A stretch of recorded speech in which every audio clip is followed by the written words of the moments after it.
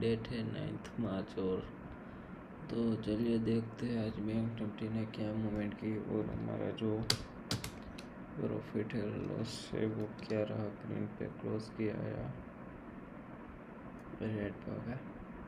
तो जैसे कि देख पा रहे हो कल से यहाँ पे सपोर्ट लेकर थोड़ा सा बुलिश साइन दी थी और आज भी आप देख सकते हो कि मार्केट ने 650 जैसा क्या लिया, पॉजिटिव मूवमेंट दे दी। यहाँ तक भी गया था 34,000 के आसपास गया था। यहाँ पे सपोर्ट लेकर फिर से ऊपर आए, यहाँ पे फिर से सपोर्ट लिया है तो कल फिर से नीचे जाने की मतलब पॉसिबिलिटी बनती है। तो आज भी मार्केट ने पॉजिटिव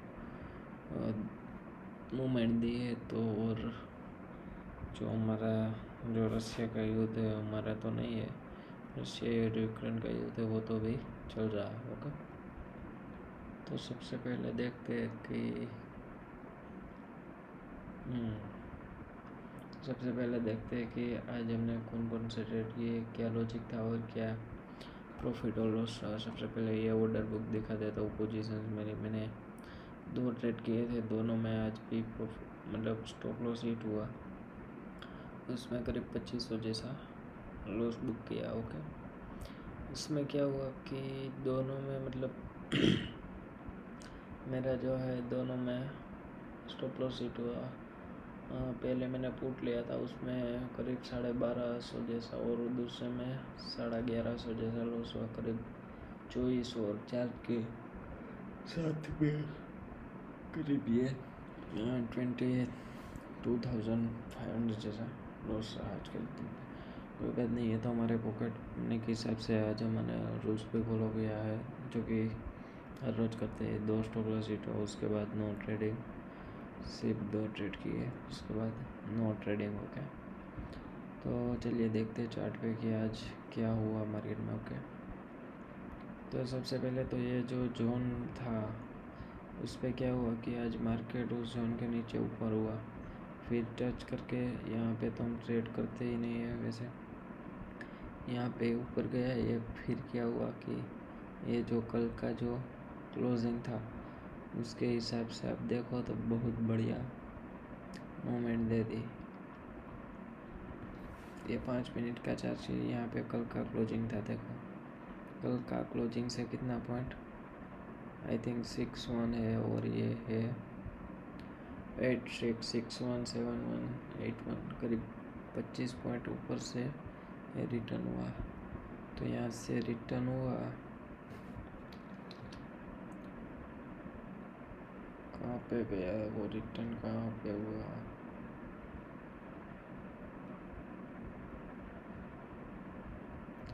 सॉरी कल का क्लोजिंग यहाँ पे था, यहाँ पे कहाँ पे रिटर्न हुआ 5 मिनट पे फिर से देखते।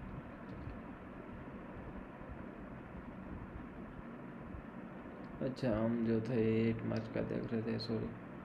हाँ, तो ये रहा आज का है। मतलब क्या हुआ कि थोड़ा सा गैप अप ओपन होके फिर से नीचे या फिर से ये ओरिजिनल साइडवेज रहा और उसके बाद ये जब टूटा तो फिर से रिटेस्ट करने आया। रिटेस्ट करने के बाद ये बड़ी सी मूवमेंट दे दी। तो आज के बाद एक ट्रेड हम डिस्कस करते हैं। चलिए देखते हैं 1 मिनट के टाइम फ्रेम पे।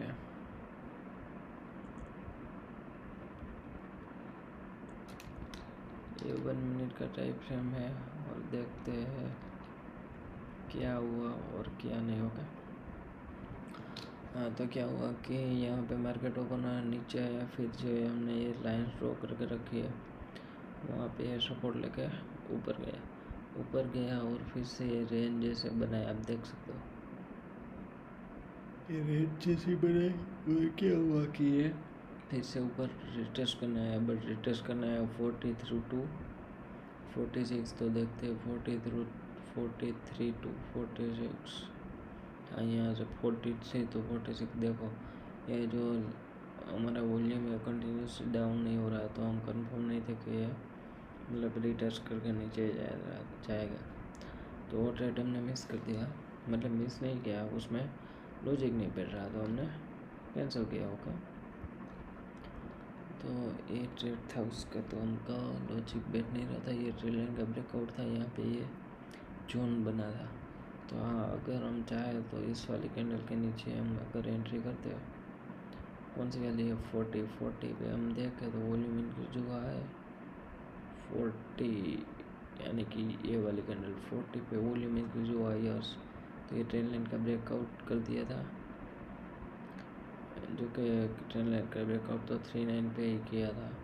बट ये रेंज अगर आप चाहो तो यहाँ पे ब्रेक हुई थी 39 पे, देखें हम 49 पे ब्रेक कर दिया। यहाँ पे 47 48 कंटिन्यूसली तीनों कैंडल में 7 8 9 सॉरी 40 नहीं, हमको चाहिए 39।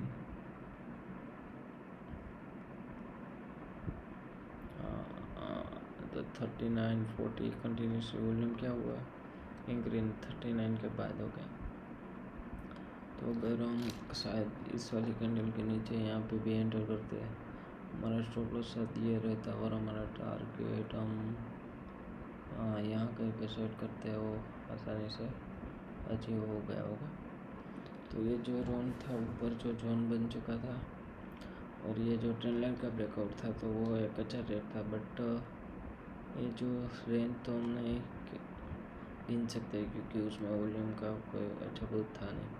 ये नीचे आया फिर से ऊपर गया, बट ऊपर गया तो क्या हुआ कि ये रिटेस्ट करने चाह रहा है या नहीं वो देखना पड़ेगा। 43 to 46, हाँ तो 43 to 46 तो हमने शायद डिस्कस कर लिया। 43 to 46 आप देखो नीचे यहाँ पे वॉल्यूम देखो डिक्रीज नहीं हुआ था, ऊपर नीचे हो रहा है। तो क्या हुआ कि उसमें वॉल्यूम अच्छा नहीं था, तो इसीलिए वो ट्रेड भी कैंसिल हुआ। अदरवाइज हम ये देख सकते हैं यहाँ पे स्ट्रॉन्ग जो जोन था उसके हिसाब से डायरेक्ट आया तो फिर से वो डाउनफॉल दिखा सकता होगा। अभी क्या हुआ कि इस वाला ट्रेड था वो मैं ऐप ओपन करते करते ही मिस कर दिया। आप देखो ये जो जोन था उसके नीचे मतलब मार्केट जा रहा था ओके। तो क्या हुआ कि यहाँ पे ये एम पैटर्न भी ब्रेकआउट था और यहाँ पे भी ये स्ट्रॉन्ग जो जोन बन चुका था ओके। तो यहाँ पे एम पैटर्न का ब्रेकआउट बन रहा था, यहाँ पे थोड़े सा कंसोलिडेशन भी किया था। और ये जो था 51 वाली कैंडल है 951 हाँ 951 पे तो वॉल्यूम डिक्रीज हुआ है 1 सेकंड 951 पे तो वॉल्यूम डिक्रीज हुआ। बट अगर हम चाहे तो ये जो सभी लो के नीचे 52 में तो इंक्रीज हुआ ही होगा, 52 में इंक्रीज हुआ, बट उसमें वॉल्यूम कन्फर्मेशन नहीं था। और जो आप यहाँ पे स्ट्रॉन्ग जोन के हिसाब से अगर बाई करते हैं यहाँ पे तो हमारा टारगेट करीब जो इस वाली ट्रेड में भी हमने मिस्टेक की है। हमारा टारगेट जो देखो कहाँ पे लगाया, देखो हमने टारगेट कहाँ पे लगाया, टारगेट लगाया है ये जो जोन है उसके हिसाब से। तो आज की मिस्टेक हम यहाँ अगर नोट करें तो टारगेट सेट करने के समय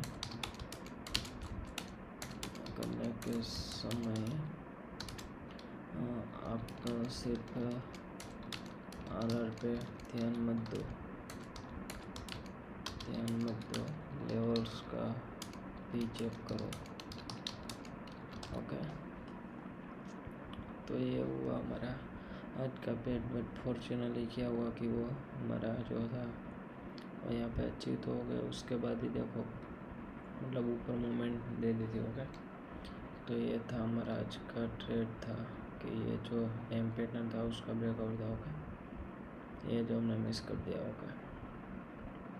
अभी जो हमने जो ट्रेड किया था वो हमने 12 10 10 5 9 मतलब 10 11 पे ही हम जो समझ लो 10 11 मतलब इस वाले कैंडल के बाद पे यहाँ पे हमने एंट्री की थी 10 10 पे। वॉल्यूम का भी इंक्रीमेंट हुआ था 10 10 पे होगा। तो क्या हुआ कि इस वाले कैंडल जो ब्रेकआउट है उसके बाद पे मैंने एंट्री की, यहाँ पे नीचे का टारगेट लगाए जो रेंज है रेंज के ऊपर का थोड़ा सा पेडिंग देके क्या हुआ कि मैंने यहाँ पे मेरा क्या लगाया, टारगेट लगाया होगा। बट हाँ, तो सबसे मतलब मैंने एक मिस्टेक ये की थी कि जब ये स्टॉप लॉस मेरा हिट हो गया, मतलब ये ऐसा कलर हो गया, अगर ये ऑन गोइंग होता तो ये देखो इस तरह से हमको दिखता, आधा अधूरा दिखता हमारा ये टारगेट, मतलब स्टॉप लॉस हिट हो गया। इस कलर चेंज हो जाने के बाद भी मैंने थोड़ा सा वेट किया क्योंकि मार्केट यहाँ पे होल्ड कर रहा था, ना ऊपर भी जा रहा था ना नीचे भी जा रहा था, तो इसी वजह से मैंने होल्ड किया। उसमें आके डायरेक्टली एग्जिट तो हो गया था, डायरेक्टली वेट करने के बाद जरा भी ऊपर गया था, बट यह करना ही नहीं चाहिए। जैसे ही स्टॉप लॉस है तो मतलब ख़त्म, एग्जिट मतलब एग्जिट ही होना चाहिए। अब देखो यहाँ पे ये रेंज बनी थी, बट रेंज पे देखो, अब देखो ऊपर की साइड कितना टच है 1, और ये नीचे की टाइच है वो एक 1 साइड पे ही टच है। तो नेक्स्ट टाइम जब हम रेंज बनाएंगे, प्रॉपर रेंज होगी तो ही हम एंटर करेंगे। अब देखो ये ब्रेकआउट हुआ, उसके बाद ये ऊपर चला गया होगा। अगर हम ट्रेड हो गया और उसके बाद इस वाली हाई है जो रेंज का, उसके अगर हम ऊपर एंट्री करते तो 86 और स्टॉप लॉस हमारा 96 का रहता, तो भी हमारा मतलब ये नहीं रहता हमारा रिसोर्ट, क्योंकि ये प्रॉपर रेंज ही नहीं है।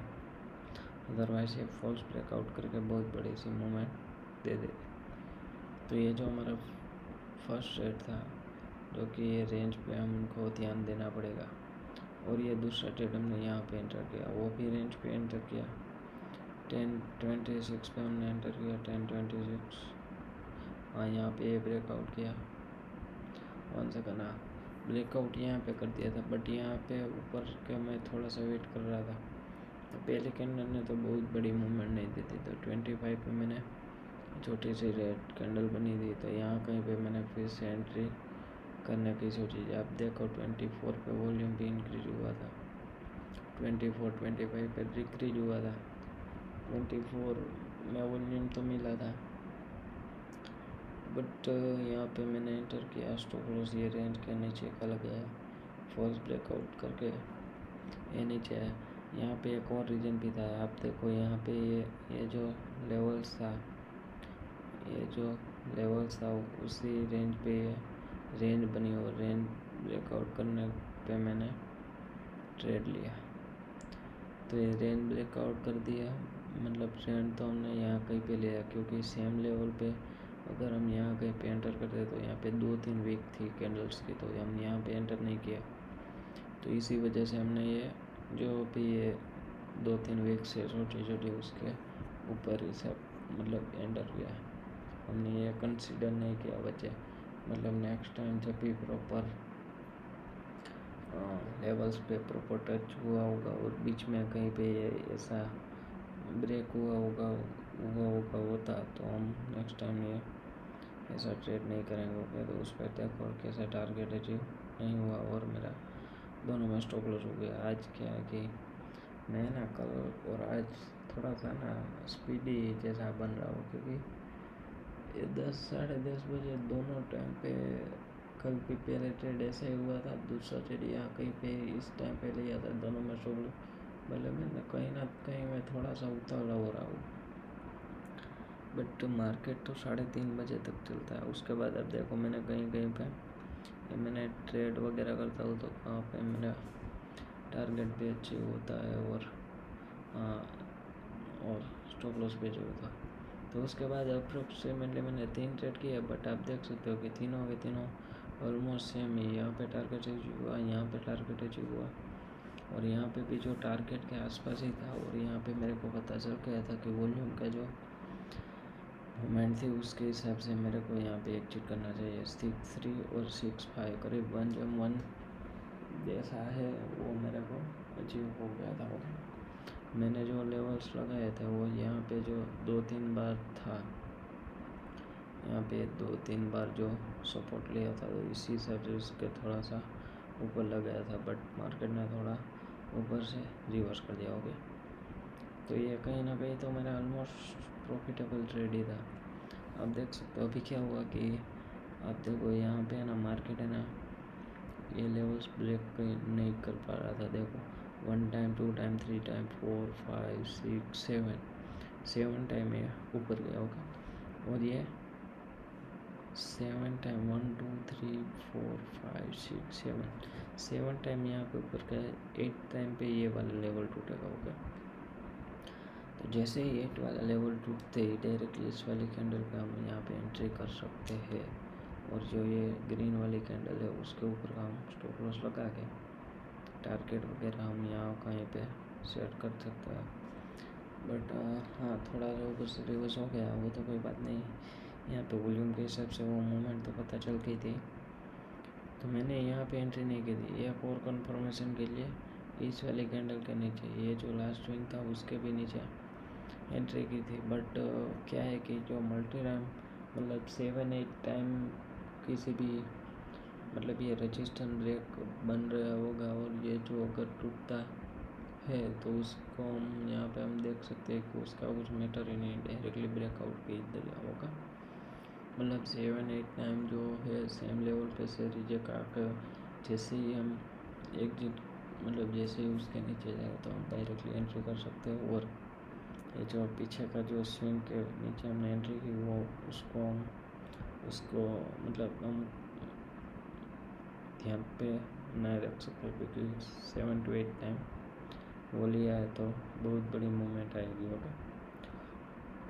तो ये पहला ट्रेड था वो ऑलमोस्ट सक्सेस हो गया।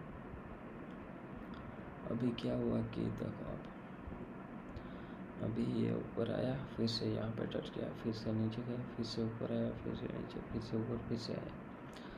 तो यहाँ पे ये जो थोड़ा सा कंसोलिडेशन कर रहा था इसी लेवल के आसपास, और यहाँ पे जो 1, 2, 3 टाइम्स यहाँ पे उसके नीचे नहीं जा रहा। तो यहाँ पे मैंने एंट्री की, यहाँ पे डाउन ट्रेंड भी कंफर्म था, तो यहाँ पे मैंने एंट्री की, मैंने टारगेट करीब लगाया यहाँ का ओके, यहाँ का एक का टारगेट लगाया। और फिर क्या हुआ, ब्रेक हुआ, यहाँ पे ये टारगेट मेरा अचीव किया। यहाँ पे मतलब ये जो 2 वीक्स कैंडल के वीक थे उसके ऊपर मैंने स्टॉप लॉस लगाया होगा। तो ये ट्रेड मतलब परफेक्ट था। अगर किसी हमारा जो ये लेवल जोन था उसके आसपास मगर ये जो रेंज वगैरह बनता है कंसोलिडेशन करने के बाद, अगर वो टूटता है तो क्या करते हैं, अगर वो टूटने के बाद हम एंट्री कर सकते हो गए। फिर से यहाँ पे हमारा टारगेट अचीव हुआ इस वाले लेवल से, फिर से थोड़ा सा बाउंड बैक रिटेस्ट किया और फिर से बड़ा सा मूवमेंट दे दिया होगा। यहाँ पे हमें डिलीट करते हैं ओके। तो हाँ 1 सेकंड, इसमें एक और चीज़ भी था। आप देखो यहाँ पे कंसोलिडेट कर से यहाँ से हमारा टारगेट है थोड़ा सा ऊपर से, फिर से बहुत बड़ी मूवमेंट दे दी। यहाँ पे back to back 2-3 green candle के बाद ये आप देखो इस वाली कैंडल जो है प्रॉपरली सुपर स्टार बनी 13 10 पे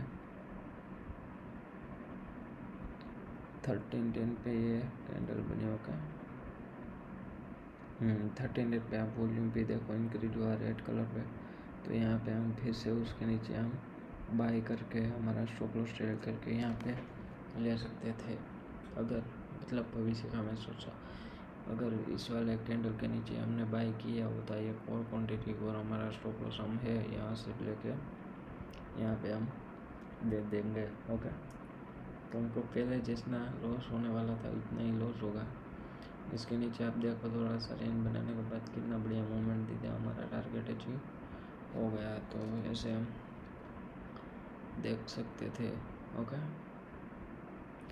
आपकी रेंज ब्रेक थे हो रही है, देखो इस वाली रेंज अगर हम ड्रॉ करते तो प्रॉपरली तरीके से ये बड़ी रेंज भी बन रही थी। देखो यहाँ पे ये 2 बार, ये 3 बार, आप देखो यहाँ पे ये 1, 2, यहाँ पे 3, यहाँ पे 1, यहाँ पे 2, यहाँ पे देखो 1, 2, 3, 4, 5, 6, यहाँ पे ब्रेक किया, रिटेस्ट किया, रिटेस्ट में भी इसने क्या बनाई रेंज, और देखो ब्रेक हुआ कितना बड़ा मोमेंट दिया होगा। तो मतलब हम कहीं पे भी रेंज ले लेते हैं, तो वो तो पहला पॉइंट था कि किसी भी जगह हमको रेंज लेना नहीं है। तो उसके बाद किया कि ये जो हेड एंड शोल्डर पैटर्न जैसा भी मतलब तो नहीं बन रहा था, बट ये कंसल्टेंट ब्रेक करने के बाद हमारा यहाँ से थोड़ा सा टारगेट नहीं, वो तो हमारा अचीव यहाँ पे हो गया होगा। तो क्या हो कि ये जो लेवल था उस पर हम मतलब रिटेस्ट करके यहाँ पे ऊपर गया। तो यहाँ पे रिटेस्ट करना है, यहाँ पे रेंज बहुत बड़ी सी बनाई थी। तो ये 1326 पे हम अगर वॉल्यूम चेक करें, 1326 पे हम वॉल्यूम चेक करें तो वॉल्यूम क्या था, इंक्रीज हुआ था। वॉल्यूम इंक्रीज हुआ था 1326 पे। 1326 वॉल्यूम इंक्रीज हुआ था। हम ये जो 2 वीक्स थी, 2 वीक्स के नीचे हमने यहाँ पे एंट्री हमारी डिसाइड की। ये जो थी हम इस वाले कैंडल के मतलब यहाँ कहाँ पे हमने स्टॉप लॉस लगाया। ओके, 48 पॉइंट का स्टॉप लॉस लगाया। टारगेट कहाँ पे लगाया, तो यहाँ कहीं पे, यहाँ अच्छा इस वाला जो स्विंग था यहाँ कहीं पे हमने टारगेट लिया। वो भी देखो अब सिर्फ 2 कैंडल पे अचीव हो गया। ओके, तो ये भी हम डिलीट करते हैं कि ये जो रेंज के हमने जो लेवल्स ड्रॉ किए थे वो भी परफेक्टली तरीके से काम कर रहे हैं। देख सकते हो यहाँ पे 2 बार सपोर्ट लिया, फिर यहाँ से ये हॉरिजॉन्टल ब्रेक करके यहाँ पे सपोर्ट लिया, फिर यहाँ पे ये ब्रेक किया और यहाँ से रिटेस्ट करने आया। उसके बाद तो ये यहाँ से टच करके इससे रिवर्स हुआ। ओके, तो गाइस बस आज के लिए बस इतना ही। मिलते हैं नेक्स्ट वीडियो में। जय हिंद, जय भारत।